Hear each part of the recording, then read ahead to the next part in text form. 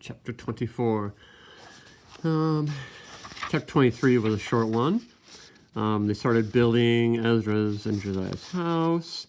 So things are getting back to normal, but at the same time, they're reminded by the newspaper and the news of all the death. Like they're stuck between those two worlds of the past and the future. Chapter 24.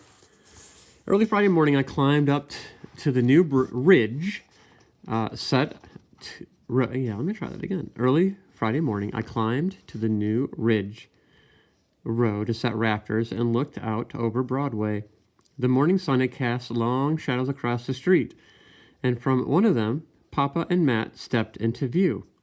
"Papa's home," I shouted at Josiah. "The bridge must be finished." A small but part of me sighed with relief, though the resentment he'd stirred in me the day he left Josiah and me at the morgue always bubbled close to the surface. I scrambled back down again, hollered through the screen at Mama, then set off down the road. Papa's face, scruffy with almost 2 weeks' growth, looked thinner but happy, and he smiled as soon as he saw me. I hesitated a moment, then finally held out my hand. He grabbed it, pulled me to him, and hugged me hard against his chest. It startled me. I couldn't remember the last time he'd done something like that. I pulled back, looking at him closely, and felt his weary smile working at the knot in my belly, untangling the bitterness I'd been carrying around with me. "Thomas," Mama hollered from the stairs. She hiked her skirt immodestly high and ran down the steps and out into the road. Papa grabbed her up like they were both 16 again, and Matt laughed out loud. "Are you home for good?" she asked. Papa nodded. "The rail bridge is finished, and supply trains will be arriving soon." Mama's face shone with happiness. She wrapped her arm around his waist, and they turned toward home. Matt followed behind, grinning. Once inside, Papa hugged Kate and the boys, one by one, but Andy and Will seemed to hang on to him longer than any of them. I think Aunt Julia found it hard to watch. She quickly turned to the stove, insisting that Papa should have a hot breakfast.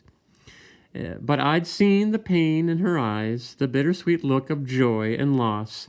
I saw it in Ella Rose's face, too.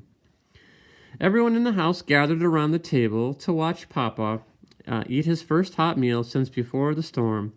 He looked achy, tired, and empty, like the bridge had drained him of everything but his smile.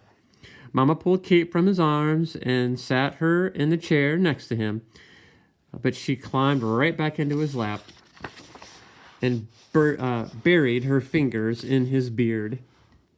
Mama fussed, but he shook his head and slowly ate his grits with one arm wrapped around Kate. Mama hurried to get a bed ready for Papa. She moved their few things from Aunt Julia's room into Ben's repaired room, but while she was gone, Papa stretched out on the parlor floor to play with Kate and Elliot and fell asleep.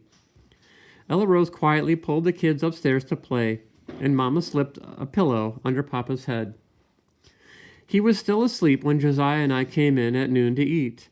I didn't see him again till late that afternoon, when I caught him sitting on the ground near the new outhouse, freshly shaved, watching me work. Seeing him sitting there so very still started an anxious flutter inside me. I couldn't tell whether it came from fear or resentment, but I sure felt it, all prickly and worrisome. Seems I could never tell what Papa was thinking. I tried to see Ezra's house the way he might see it, and while I worked, questions tumbled through my head. Was the ridge row straight? Had I missed checking the crown on a rafter? I glanced at Uncle Nate's house. Had he already looked at the roof? The front stairs? Josiah pushed a freshly cut rafter up to me. I reached for it, but fumbled my grip, and the board crashed to the ground, narrowly missing his shoulder. He gave me a puzzled look, and I cringed, furious with my carelessness. I glanced back toward the outhouse, wondering if Papa had seen, but he was gone. Relieved, I closed my eyes, pulled in a deep breath, and waited for the flutter to settle. I remembered my dream, that easy instinctive flow, and as natural as breathing, I looked down just as Josiah pushed the rafter back up to me. I gripped the board, slid it into place, and picked up my hammer. Josiah and I quickly fell into that invisible rhythm again, and I rode the current, no longer mindful of the worries that Papa's presence had stirred in me. We worked steadily till I noticed that the lumber had taken on sunset hues. Mama would be calling us in to supper soon. I climbed down the ladder, thinking of Papa again, and saw him sitting at the top of the stairs, bare feet dangling over the back of the landing. I didn't know how long he'd been watching, but I was surprised that I didn't feel the way I had before. Might have been because the work had gone so well, despite my clumsiness, or maybe it was the easy way he swung his feet that made me feel less troubled. Either way, Papa had helped me learn something about myself, about the fear that seemed to always sleep inside me, and about how quickly it could strangle who I was if I let it. I glanced again toward the house, and when Papa waved, I waved back. Papa fell asleep again, right after supper, drinking in the night like a man dying of thirst. But on Saturday morning, despite this, his still weakened appearance, he and Matt started on a small stable for Archer. Papa didn't say anything to me about the repair work we'd done on Uncle Nate's house, but over the next few days, I did notice something different about him, something thoughtful, almost serene in the way he looked at even simple things. Could have been the sorrow of losing Ben and Uncle Nate the way he did, and all those long days of searching and hoping that made him surrender some of his tight-fisted ways. Or him. Whatever the reason, something had shifted inside him, cracked the tough shell around that tender part of himself he'd always kept locked away.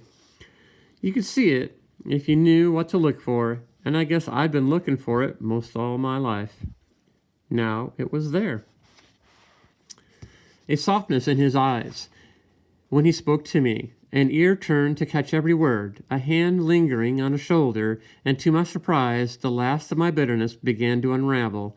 It was a welcome relief, but even as the darkness slid away, something grew. Someday soon, I'd have to tell Papa my decision about college.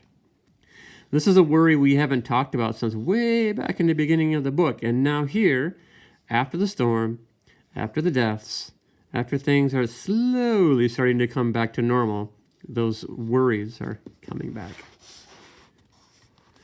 Josiah and I were able to continue building through the next week, thanks to Ezra and the boys. They pulled and straightened nails, took Archer out every day, and brought back enough used lumber and slate to keep us going.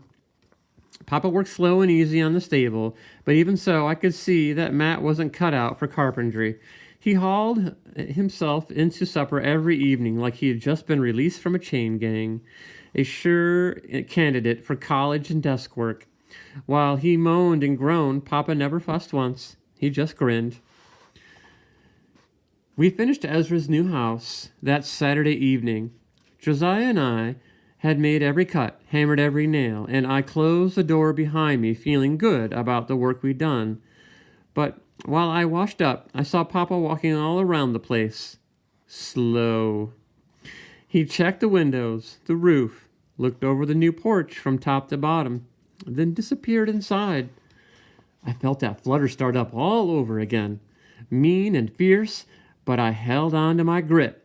I was determined not to let fear best me this time. I thought of Zach's quiet, abiding strength, the way Josiah and I had plumbed our own depths, tapped our own strengths, and the flutter settled. My work was clean and precise. I was a carpenter.